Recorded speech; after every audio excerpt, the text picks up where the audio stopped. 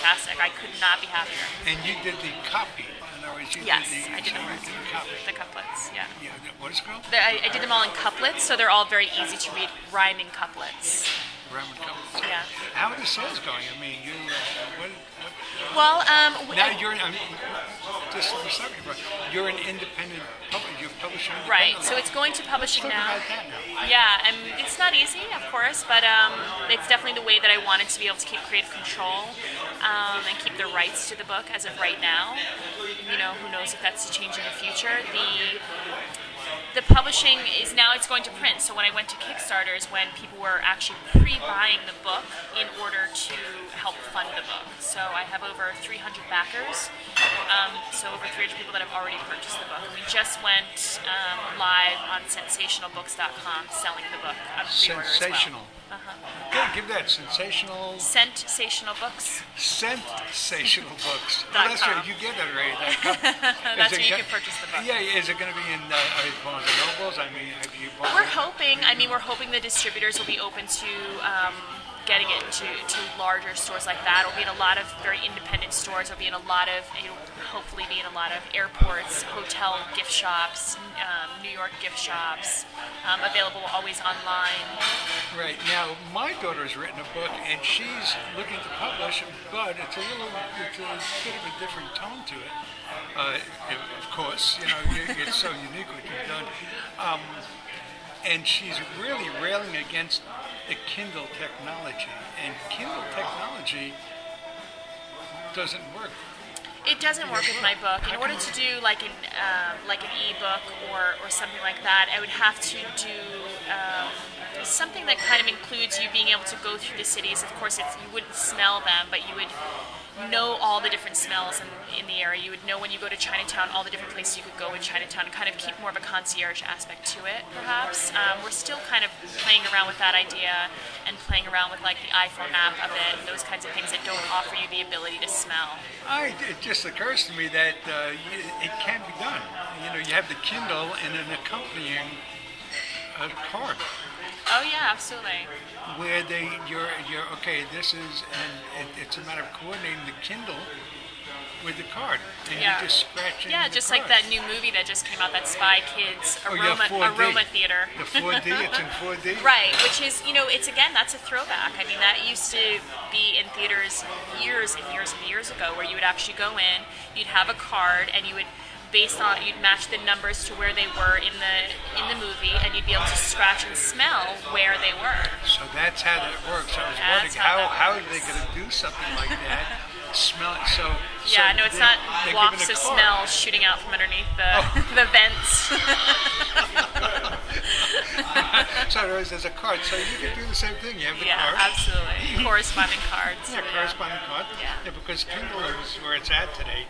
But my daughter, again, she's a great reader, so she prefers the book rather than have this electronic. Yeah, I mean, there'll be a fight for it. It's just like, you know, technology is changing, and some people just don't want to move, to the portable phone, move from that. So it's just, you just have to move with the crowd, really, and just kind of embrace it. So that's the card with the Sniff is a good idea, only I didn't come up with it first. Right. Yeah, sorry. That's okay. Let's take one more really quick break, and then we'll, again, audiobookradio.net. This is not a break for you, but it is for WVNJ. We'll be right back. You're listening to New York City Visions and Aromas today. We're about 26 hours as we speak right now since the great quake of 2011 here in New York City.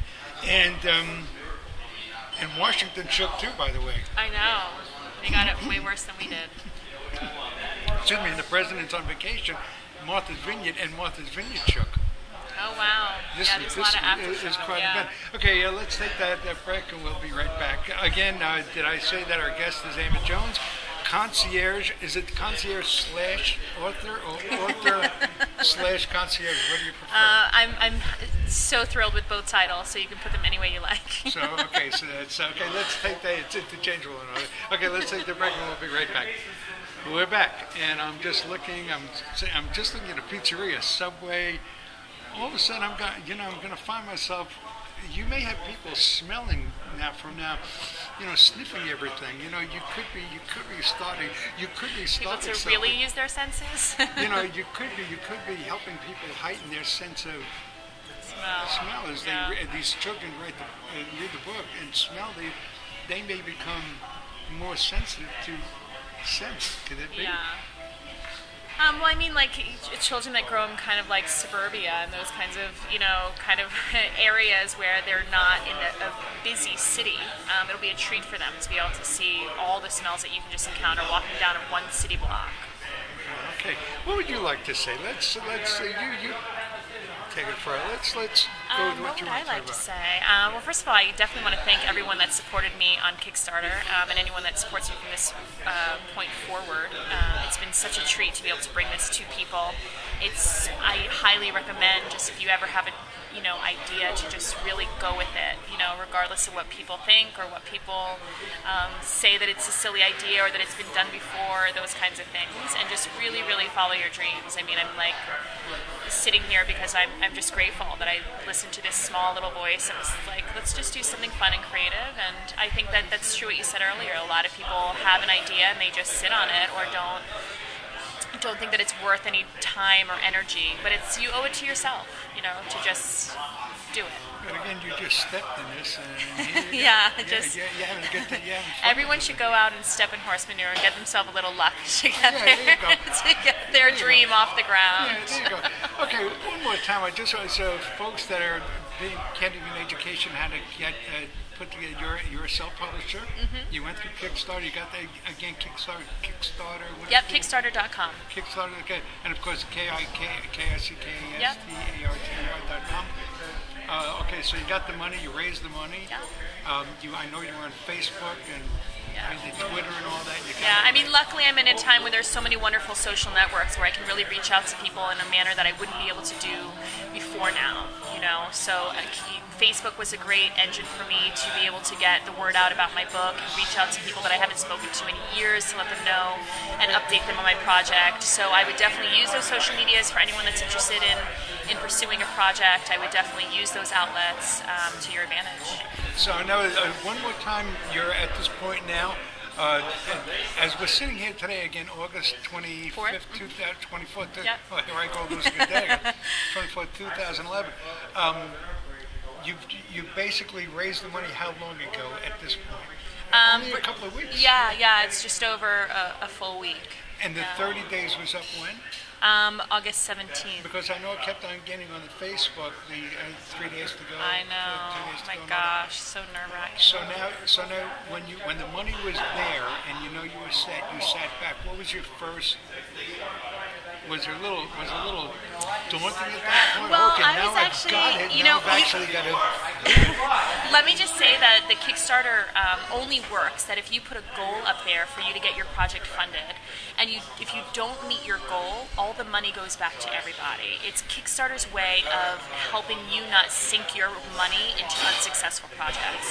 So if I had only come up with $19,000 and not made my $20,000 goal, all the money would have gone back to everybody. And I can't, they don't let me back my own project. So I wouldn't be able to be like, oh, only $1,000, I'll put in my own money. It doesn't let me put in my own money. So that's what's so great about Kickstarter. That's unusual. Why is that? Well, because they know if I'm saying that I need $20,000 and I'm only making $19,000, then I'm basically saying, wow, I have $19,000. Too bad. I needed $20,000 to do my. So here I am sitting with $19,000, but still not enough to fund my project. And all these people who believed in me to fund my project have just lost their money, basically. So it's basically their way of just protecting you. And then the money goes back to the backers. They have a list of the backers. And yeah, absolutely. Yeah. And what happens to the books that you had been already given the books? In other words, once it's done, when do the books go out? Well, I'm hoping that everything will be completed as far as printing by sometime in November. That's what I'm hoping, and then I will have a list of all the backers. I'll have their addresses, where to send them to. I have a list of at what pledge point, like did they just pledge enough for a postcard handwritten by me, or did they pledge enough for 10 books, so I know that they're getting 10 books. So it is very organized as far as knowing who gets what based on their pledge amount. And Kickstarter, once you've got the 20,000 it's in, they have done their job. They have. They do get about 8% total of your, which is fair. Which is totally fair. But it's just, I really recommend it. I think it's it's great. Like, even though you have a lot of friends and family that donate, it's just a nice place for them to go and see, wow, you're really serious about this project, as opposed to going over to meet them for coffee on Sunday and saying, hey, can you write me a check? You know, like, it's just, wow, she's really doing it. This is the website about it. These are proofs of the illustrations. And what if you exceed the amount? I mean, or at 20,000, do they shut down and No, say, they don't. You can exceed the amount. There's no limit on the amount above your goal. Did you exceed it? I did.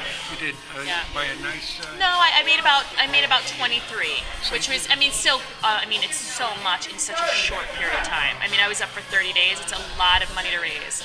But I definitely don't intend to change careers and go into fundraising at all. So you did about 800 a day. You raised about 8 change a day.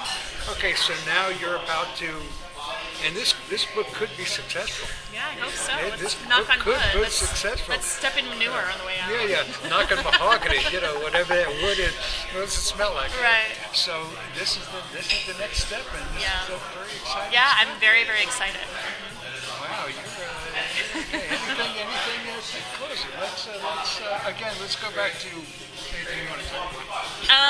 What do I want to talk about? I hope that everyone, this is broadcasting, I guess, in the UK, so I just hope that everyone comes and visits New York and loves New York as much as I do. I hope that you really give your concierge the ability to show you around the city and love the city, and that you purchase the books so you can get an idea of what you're going to smell when you get here.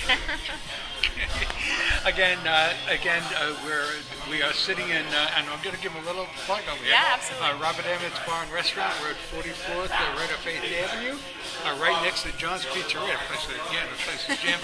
And it's a matinee day here, and the city is functioning and everything. The subways were packed. And I keep on, I do recall when I felt that earthquake back in the 80s, for the next couple of weeks, I kept on thinking, when is it going to happen again? Because it happened so without notice. Yeah. Then when are we going to shake again? Yeah. Because there were aftershocks and all that. So there's always that, but I don't, maybe I do have tremor everywhere. Maybe I won't.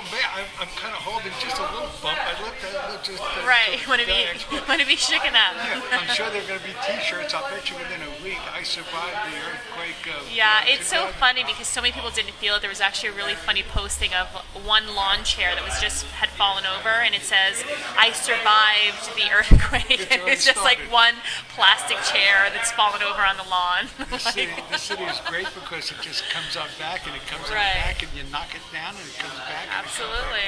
Have to. Amber Jones. Yes. New York. Pew York. Pew York. So it's a P-H-E-W, Pew York. Yeah.